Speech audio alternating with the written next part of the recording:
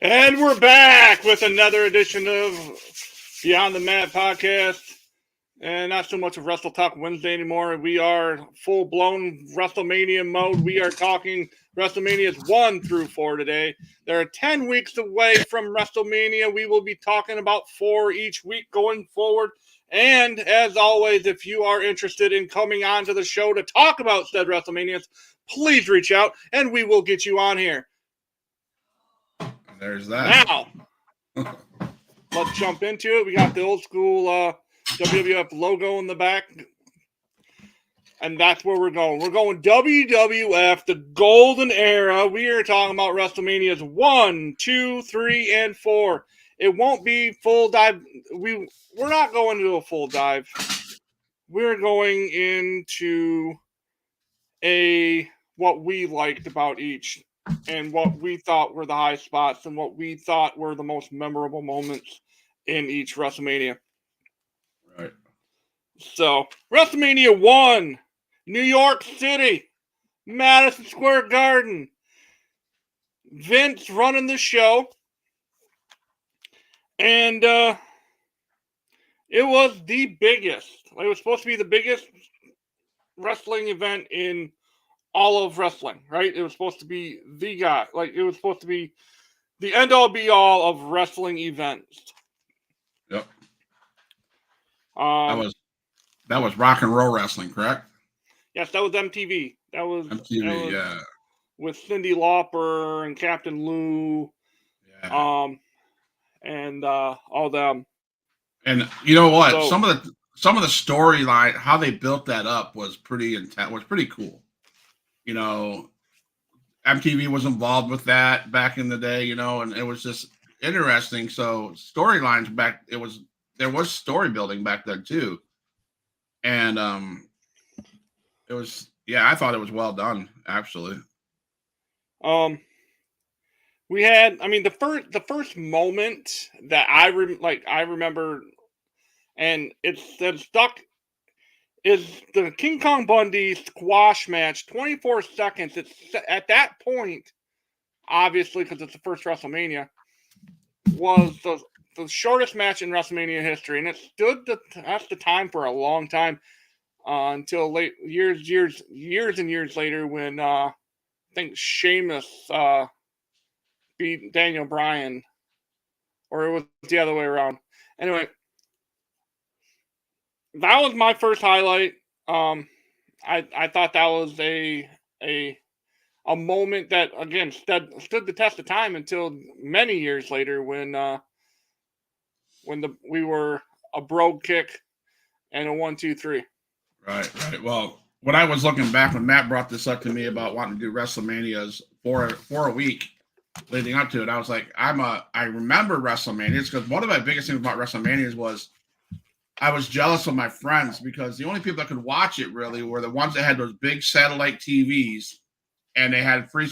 Somehow they rigged it so they could get the shows and stuff like that, you know. And I was always jealous because one of my friends who I played tennis with and always during whatever, she was going to get it at her house and she was like bragging about it. I was like, oh man.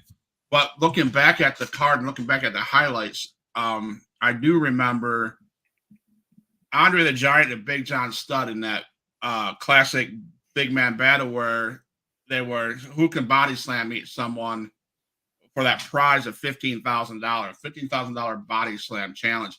And I remember that building up from a Saturday Night Main Event. You know, those are two of the biggest dudes, and to see Andre pick up Big John Studd and body slam him, that was pretty impressive. So I rewatched that today.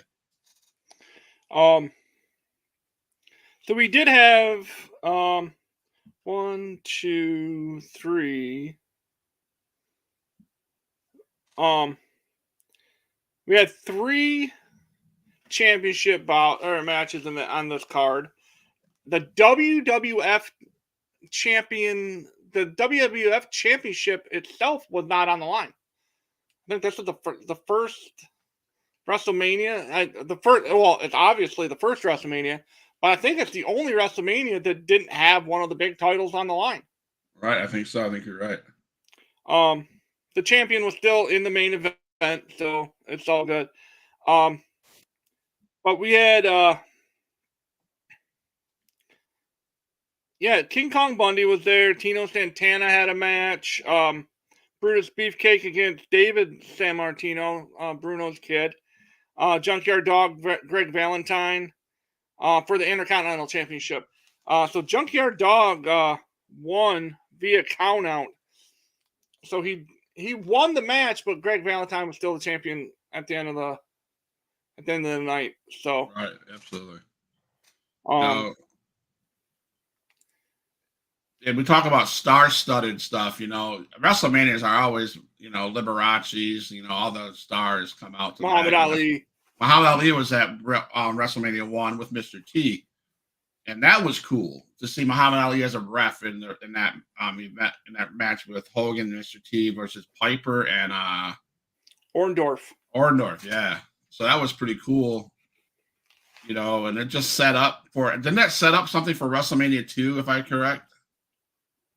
Or so WrestleMania down the road? I can't remember. WrestleMania 2 ended up being Piper versus Mr. T in a boxing match. And we'll talk about that coming up too. But like you said, it was star-studded. You had Wendy Richter against Leilani Kai, and with it was I want to say, was that when?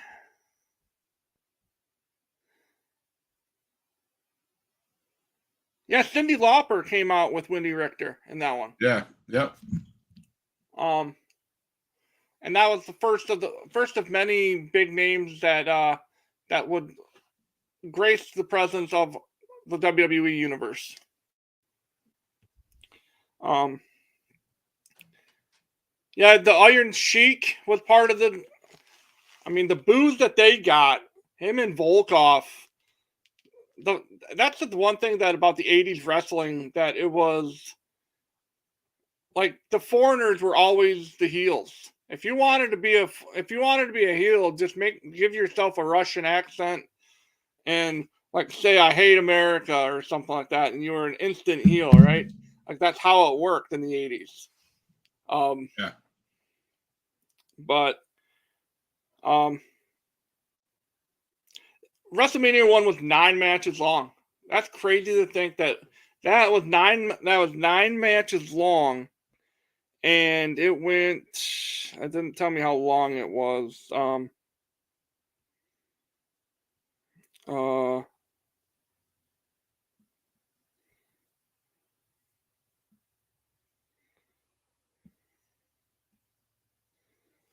It was I think a 2.5 hour long pay-per-view. Yeah. It was kind of, because the longest match on the card was 13 minutes and 34 seconds, and that was that tag match at the end. Now you're seeing guys go 30 to 40 minutes, and right, yeah, and we're getting 4 hour long pay-per-views. Right. See, I don't know. I don't know. What I'm saying. I don't know why. They did that many matches in 2 hours, and we're doing that many matches in 4 now. Or 4 matches lasting Royal Rumble in 4 hours, and it's just like, I know the Rumble's different because there's all the 30 men and women, but it's interesting to see what they did in 2 hours compared to what we do in 4 hours now. Yeah.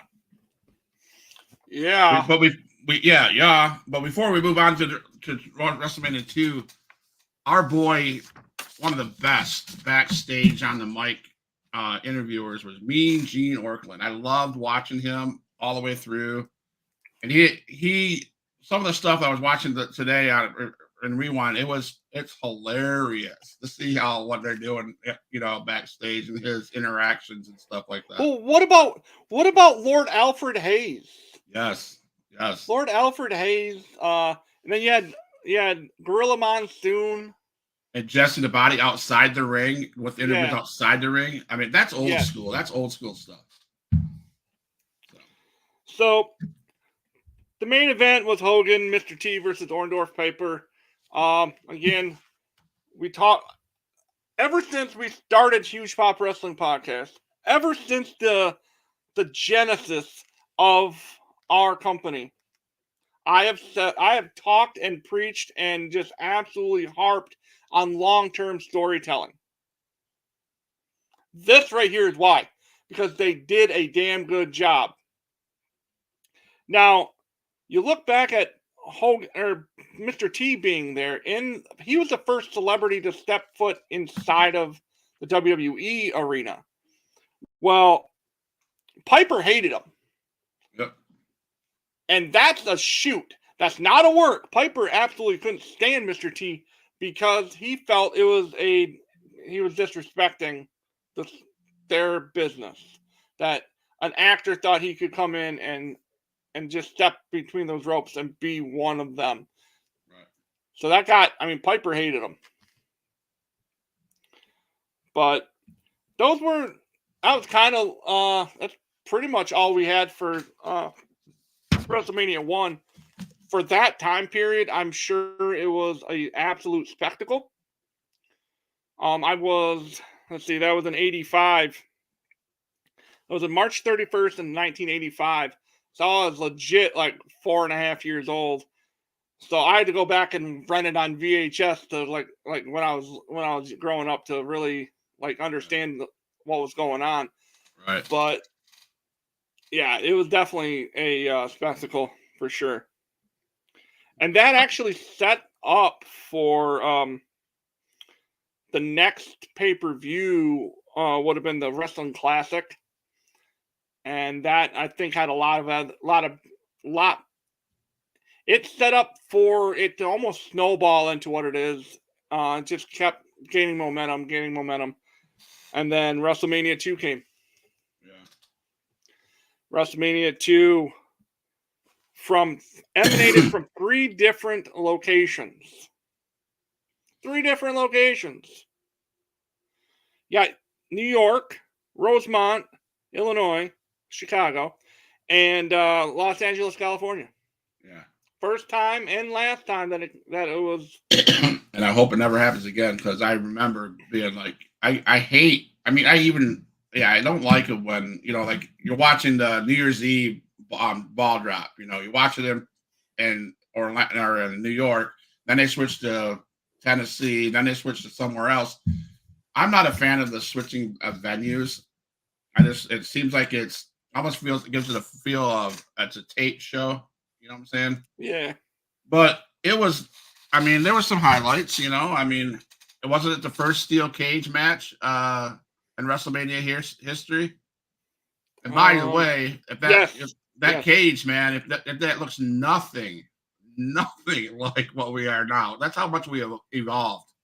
But the thing is, I missed the big blue cage. Yes. I would love for them to bring back the blue cage. Not full time, but I would love to see that happen. That just brings back a lot of memories. Yeah.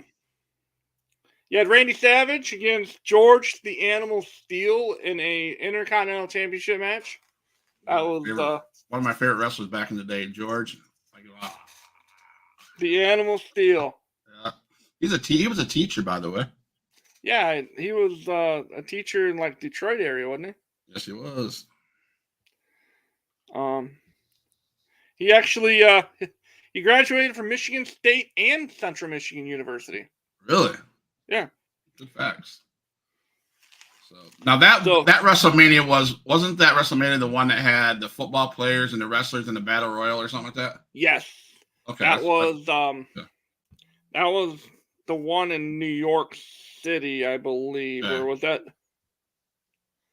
Let me double check this. So see, WWE they have had celebrity. Sorry, guys. Yes. They back even at WrestleMania 1, they were having celebrities. So this is nothing new, guys. You know, we harp about Logan Paul and how whatever, and all these celebrities. It's happened for years. I mean, Vince was that's what I think Vince made WrestleMania around. What celebrity could show up? So we had Jake the Snake. Well, he was referred to as Jake Roberts. He made his WrestleMania debut at 2. Mr. T in a boxing match. It was the first ever boxing match. Yeah. At WrestleMania, it was T versus Piper. And that match was fun because Piper got so angry with T that he took his little wooden stool and he chucked it across the ring at him. WWE's what? Even went to Sesame Street. Oh, even went to Sesame Street. Okay. I did not know that. So we had a lot of, I mean, the first was from Nassau Coliseum in New York. And that was, it had big names. Like, that's the thing that kind of worried me. Like, that would have worried me. What am I saying? It worried me when I was 5 years old. I'm like, oh, well, this is stupid. But no, like, looking back, that would worry me as a fan. Is how are they going to, like, are the shows in different areas? Like, if I'm paying a ticket to go see WrestleMania at Nassau Coliseum, I better see someone big. Like, I don't want to be watching in New York City and then turn and like leave the arena and catch the last half of the WrestleMania at home or whatever and see bigger stars than I had. I mean, that would be kind of crappy. But first one had Paul Orndorff versus Morocco, the Magnificent Morocco. You had Savage versus Steel, Jake versus Dave Wells, and Mr. T and Piper. That was a New York moment. That was a New York pay-per-view. And 4 matches at each site. So a total of 12. We're getting up there. Yeah. Rosemont Horizon, Chicago, Illinois. What was your thing that you saw in that one that you're like, yes? What matches were there, Matt? There. That was Moolah versus Velvet McIntyre. Corporal Kirchner versus Nikolai Volkov. Andre the Giant. That was a WWF versus NFL Battle Royal. And then there was the Bulldogs versus the Dream Team with Brutus and Valentine. I guess that was a fun tag team match to watch. Bruce Barber, Beefcake, and Valentine against the Bulldogs. Now, I believe didn't Brutus and Valentine win that one? They lost. They lost. Okay. But that was one of the fun ones. But I really enjoyed it. I can remember watching the highlights. Of course, again, we had to watch VHS tapes, or we had to catch reviews on something WWF. I can't remember what it was. It was WWF Superstars, I think. Yes, yeah. Or the Wrestling Challenge or whatever. Something like that. You know, and I was really intrigued because, back in the day when I was probably 15, 16 years old, you watch football, and that much testosterone in a ring, that ring would look like it was going to fall over. But yeah, that was fun to watch. I mean, that was just amazing to see those wrestlers. And again, of course, that came down to the final 4 people were wrestlers. Obviously, everybody knew that no NFL guy was gonna win it. Let's see here: Jimbo Covert, Pedro Morales, Tony Atlas, Ted Arcidi, Harvey Martin, Danny Spivey, Hillbilly Jim, King Tonga, the Iron Sheik, Ernie Holmes, B. Brian Blair, Jim Brunzell, Big John Studd, Bill Fralick, Jim Neidhart, Russ Francis, Bruno Sammartino, and William the Refrigerator Perry were all part of that. And that, of course, was won by Andre the Giant. And for all you guys that watch it now, obviously that's why they call like the one that they hold WrestleMania weekend. That's why they call it the Andre the Giant Memorial Battle Royal, because he won the very first one. Yep. By eliminating Bret Hart.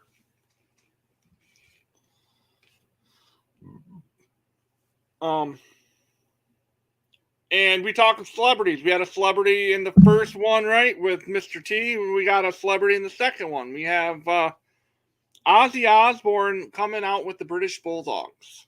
Yep. Yes, that was fun. He looked good back then, too. Oh, yeah. He actually... that was before his Sharon! So, Elvira was there in that WrestleMania 2.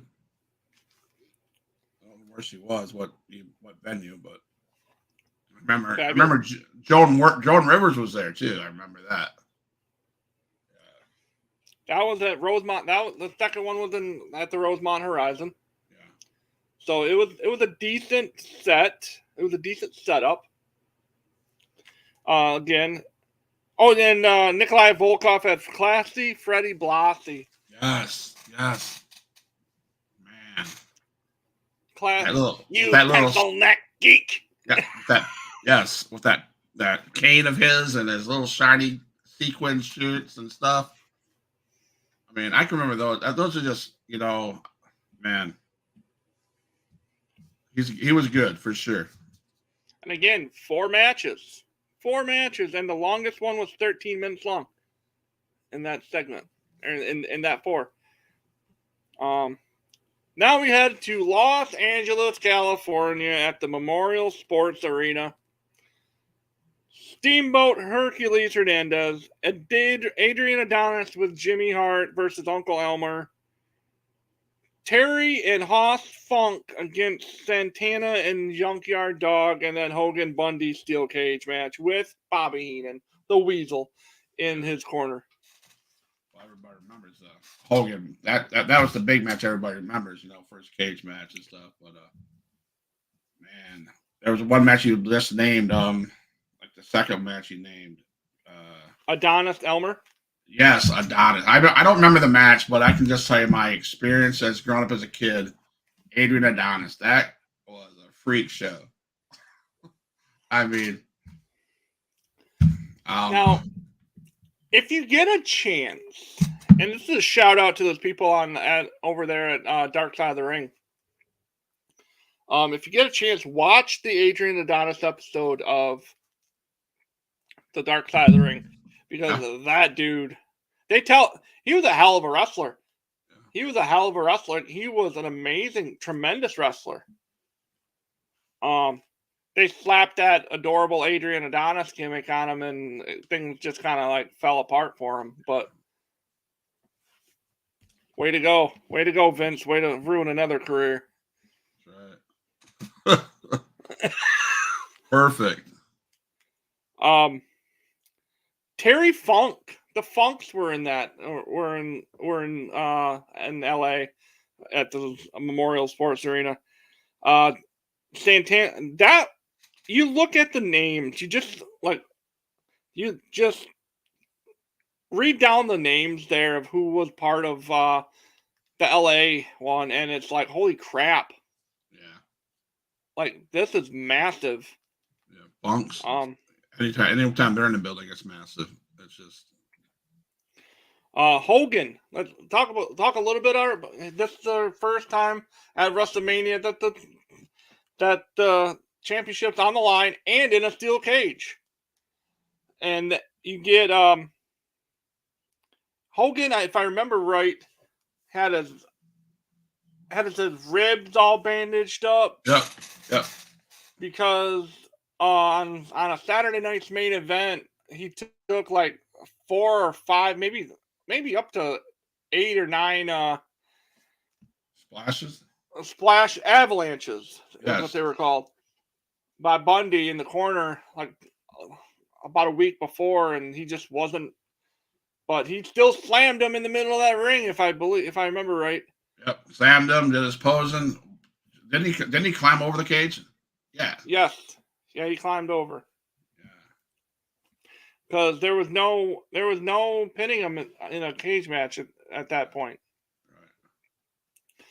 So, I guess it was, and it was also the first WrestleMania was available only on pay-per-view basis in select areas. Okay. It wasn't a national deal quite yet. It was still, I think it was regional at that point for. Like, you could buy into the Chicago WrestleMania and that kind of stuff. WrestleMania. Oh, and by the way, I forgot to do this. WrestleMania 1's attendance at Madison Square Garden. This is crazy to think about this. It was only 19,121 people. Really? Only 19,000 people were there. Wow. Holy cow. Yeah, you thought that. Wow. WrestleMania 2 combined through the 3 areas was 40,085. Okay. Through 3 different arenas, there are 40,085. That's pretty good numbers. Yeah. You're averaging 10, still averaging about 13, or not 13. Yeah. Averaging about 13,000 per area. Yeah, that's pretty decent. The tagline for it was the premier sporting event of the year, what the world has come to. There you go. So now we go to WrestleMania 3. A lot of people say this is one of the top 5 WrestleManias of all time. It's hard to beat this card. Live, it emanated from Pontiac, Michigan at the Silverdome, the former home of the Detroit Lions. Bigger, better, badder was the tagline. And we had 78,000 strong. Really? In that building. On March 29th of 1987.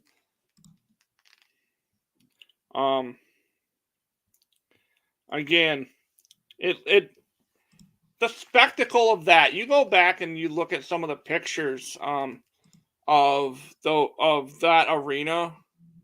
It was nuts. Again, Gorilla Monsoon on commentary with Jesse Ventura was just insane.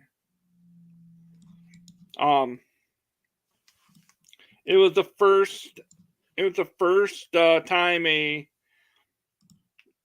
had I don't want to say midgets, but the first time we had little people wrestling at WrestleMania. Really, I didn't catch that. Yeah, it was Hillbilly Jim, Haiti Kid, Little Beaver versus Bundy, Little Tokyo, and Lord Littlebrook. Yes, that's right. I remember that. Okay.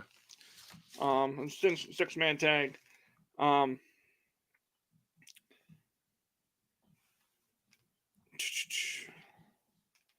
Harley Race was there. That was the Kiss My Foot. I think it was Loser Must Bow match. That's what it was. It was a Loser Must Bow match. It was Bobby Heenan versus Junkyard Dog.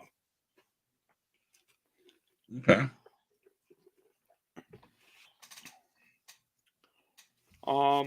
Loser Kiss My Foot.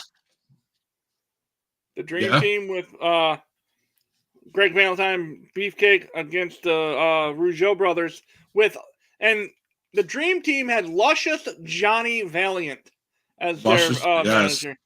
All right. With Dino Bravo also in their corner.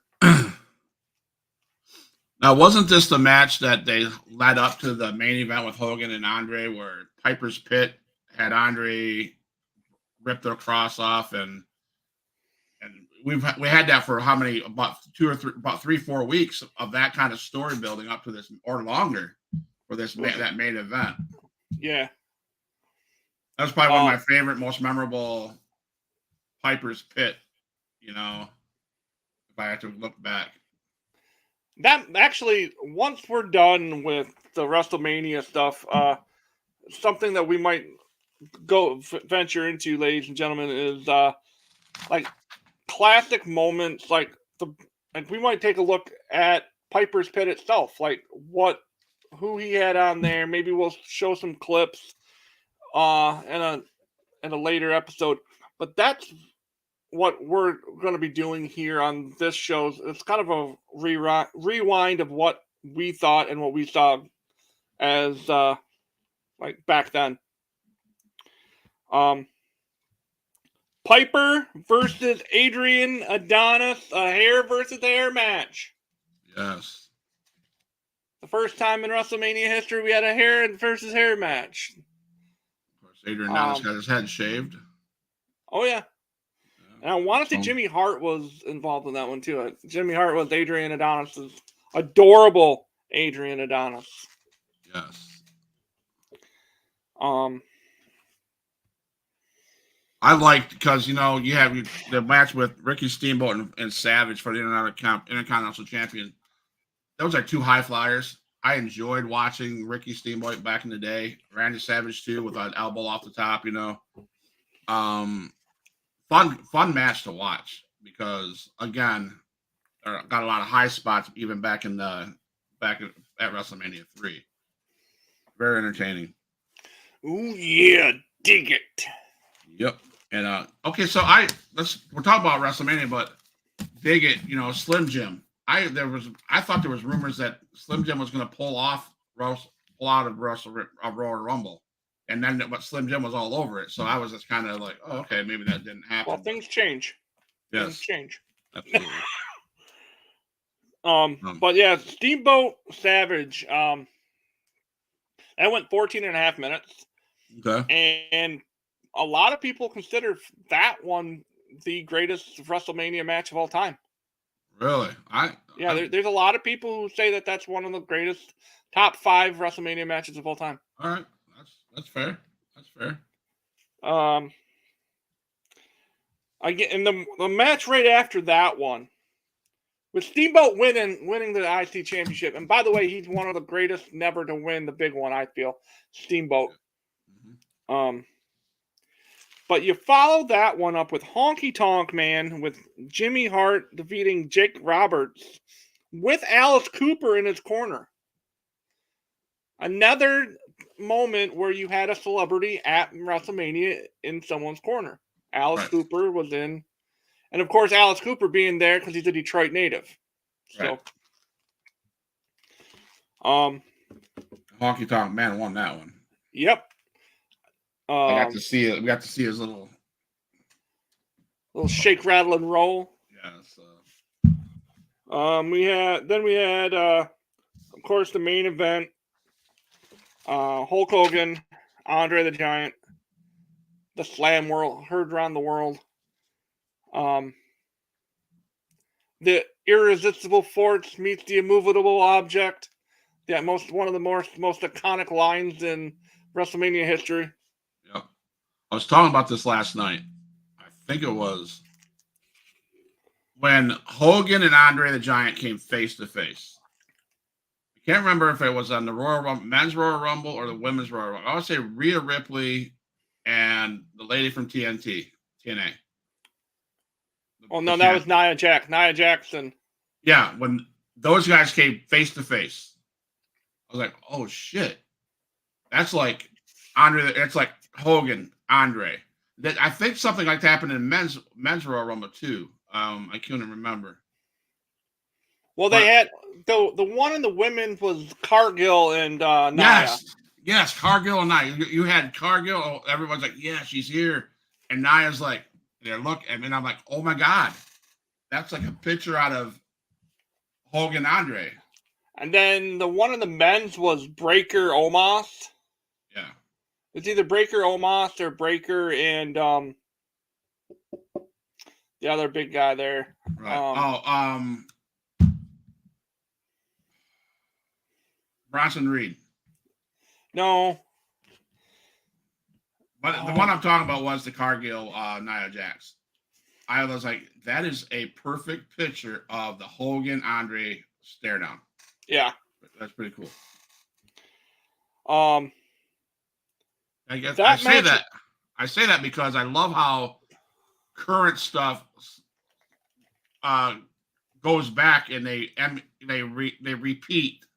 It seems like the old stuff, and it's pretty cool to see that in the modern day stuff. Bobby Heenan, of course, was there at ringside with Andre.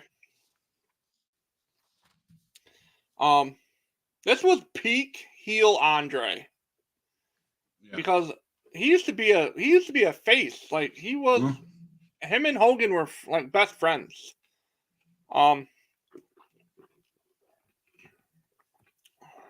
Let's see what other things on this. I'm just scrolling through. Of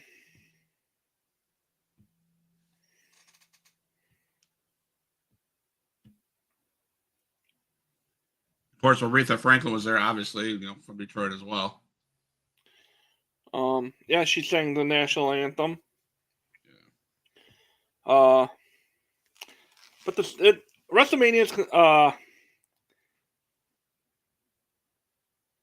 it was the first. That was the first arena, like big, like it was the first stadium.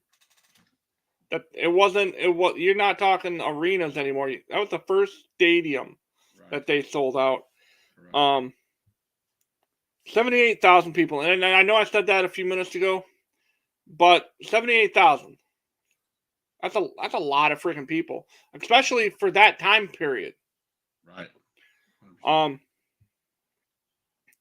And that led into, and this is kind of a fun thing to do, fun thing to talk about too, is that led into the first Survivor Series. Like, yeah, that in March, and then, because that was March of '87, and the first Survivor Series was in November of '87.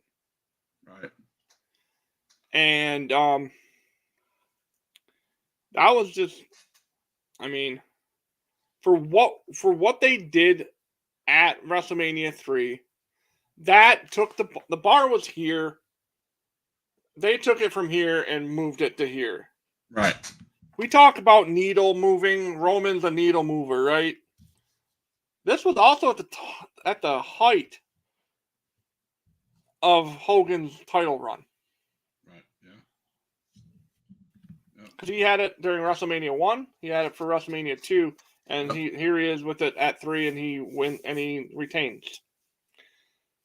So long-term storytelling, because you had Andre waiting, he said this in that Piper's Fit.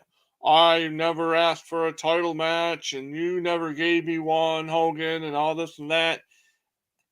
Well, I'm here, and I wanted my title shot, and he rips the cross, and the blood coming out of his chest because I don't know if that was a shoot or if that was a work or whatever. And then Piper standing there like, oh my God, what's going on? And like, Jesse Ventura, I think, was in part of Andre's entourage too at that point. Yeah, he was. But that was WrestleMania 3. Of course, the slam happened. Like, we're not going to bore you guys with all the, like, synopsis of the matches. It's what we saw and what we thought was cool. And back then they had only 4 pay-per-views, correct? Well, at this point, like I said, this is the Survivor Series. The first Survivor Series came in November after this. So we went from WrestleMania, didn't do anything all summer. Yeah. They did all their house shows. There's no TVs or anything, and then they go and do Survivor Series in November. Right. So as a fan, it was hard to be a fan unless you watched DVDs or you watched got to go to house show that was in your area or whatever, And I think that's what kept storylines going good. You had to wait. You don't get a chance to go on the computer and say, "Hey, what's going on?" And so Well, that's and I've been saying this a lot lately, is that the dirt sheets and the internet and all this stuff has ruined what wrestling was all about. It's entertainment.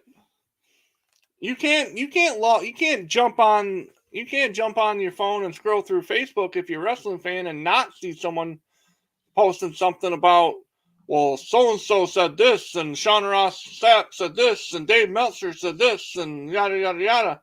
right, You can't. I mean, and honestly, why do we even care anymore about what these other people say? How about you don't worry about what they have to say, right, and you watch the product and just enjoy it. right. Take yourself, and you know who? Okay, and I'm calling everyone out on this right now, and including myself, because I read the dirt sheets too. I need to stop. You know who the true wrestling fans are? The the people who really are wrestling fans, the kids. Yes.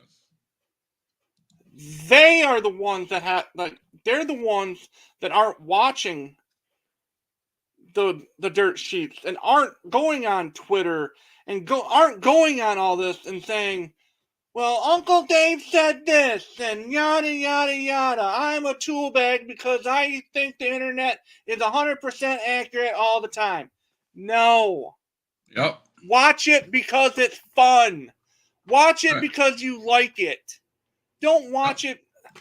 We watch it. Yes. We talked about this. Matt and I talked about this. I talked about a lot of people. There's so many people that want to watch this brand and then compare it to this brand and bitch about this and bitch about that. Well, then stop. Just watch the shit to watch the stuff. If you don't like WWE, don't watch it. Don't watch it. If you don't like AEW, don't watch it. Right.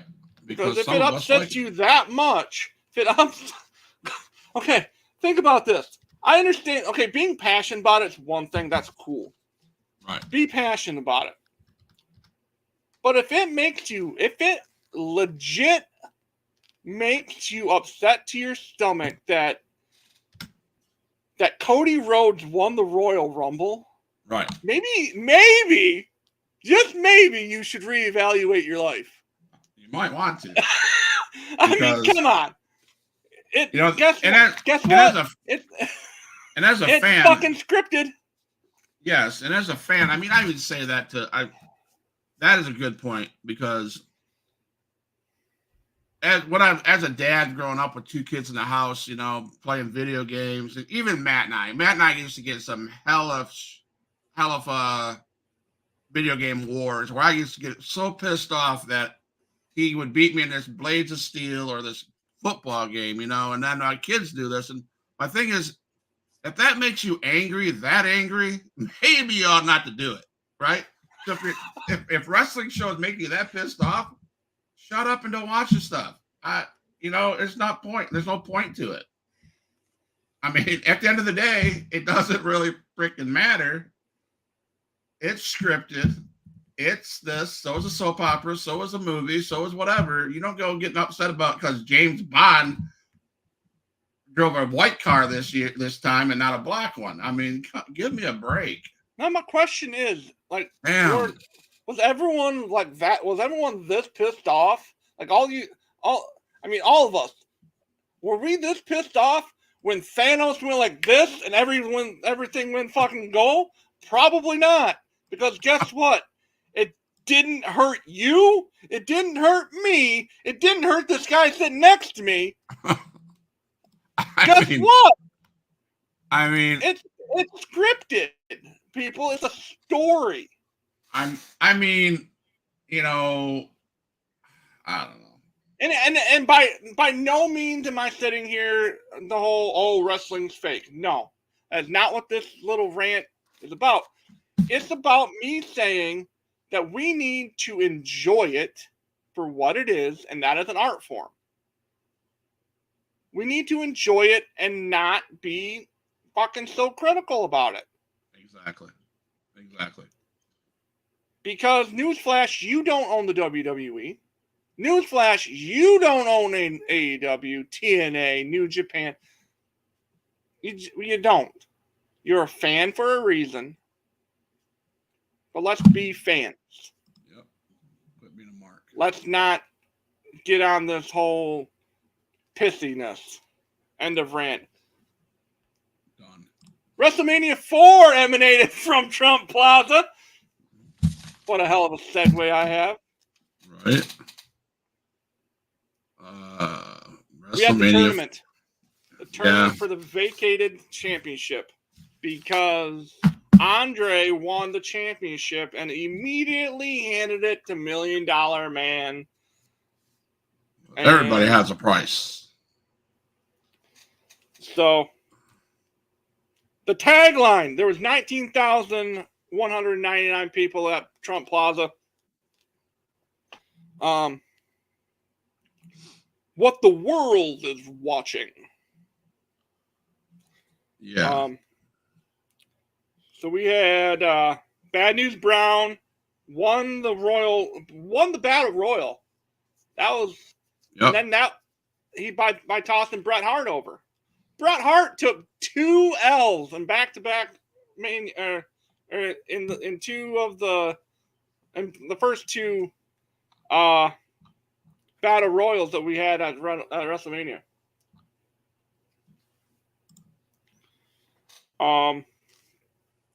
The first round, the tournament progressed. We saw Duggan versus DiBiase, Don Morocco against Dino Bravo, Greg Valentine, Ricky Steamboat, Savage and Bush Reed, One Man Gang. That's a big dude too.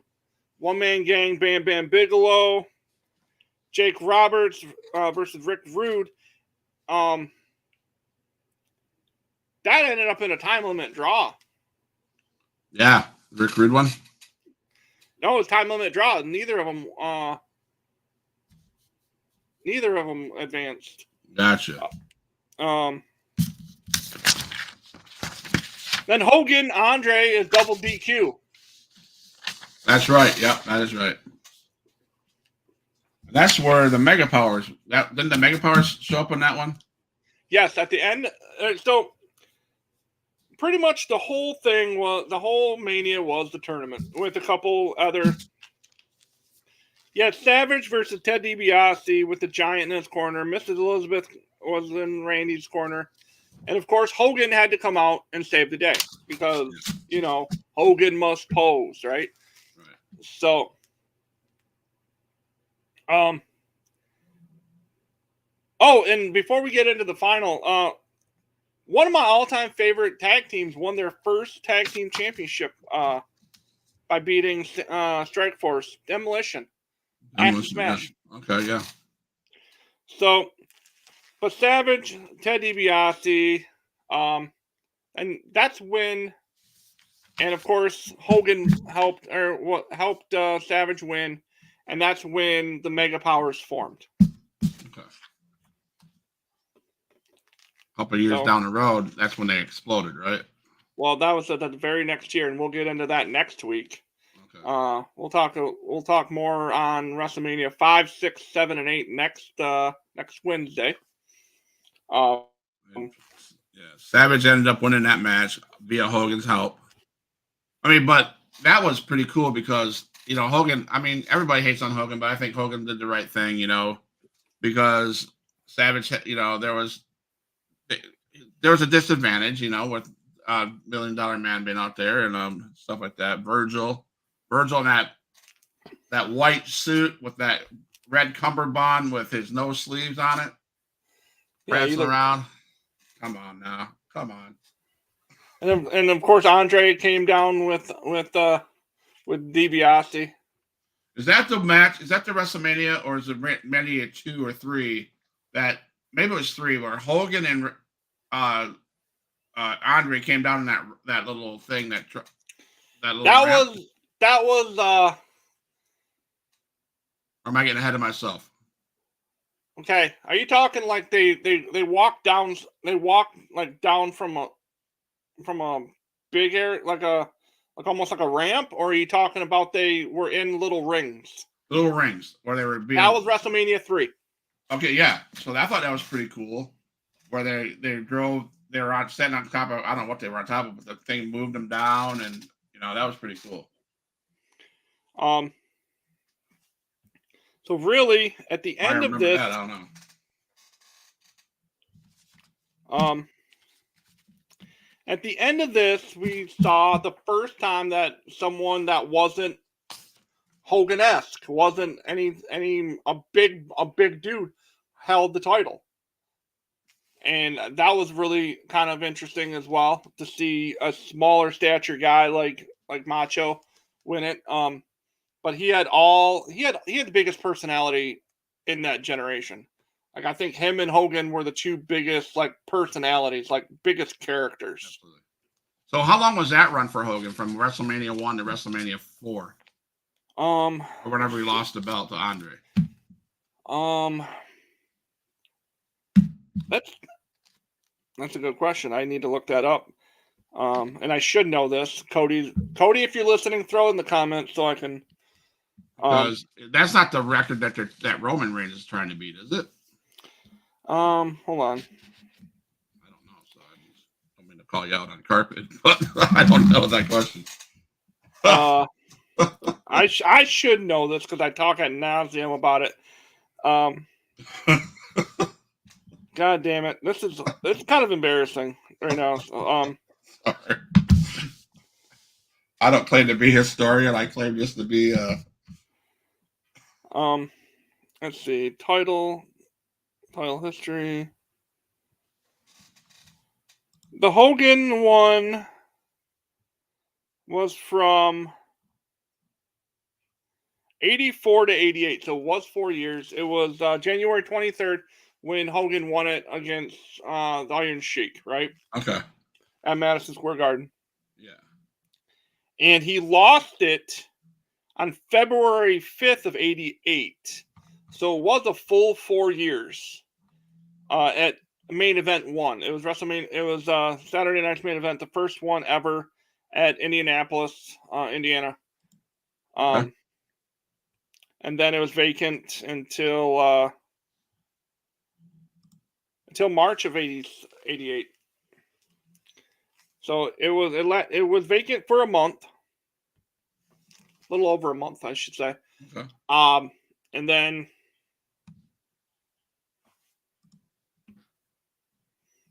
so yeah, that was Hogan's big run. That was his 4-year deal. Okay. That's what I thought. So sure.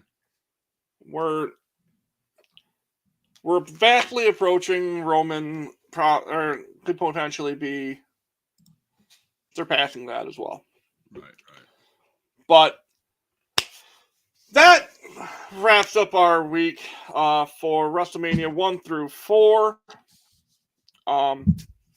We will be doing 5, 6, 7, and 8 next week. You're gonna close this. I got somebody knocking on my door. All right.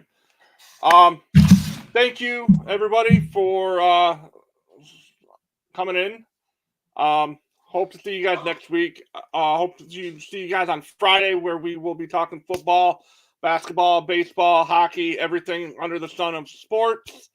Appreciate you all. Much love to you all. And, leave in the comment section what your favorite WrestleMania 1 through 4 matches were. And we'll see you next time. I'll never back down.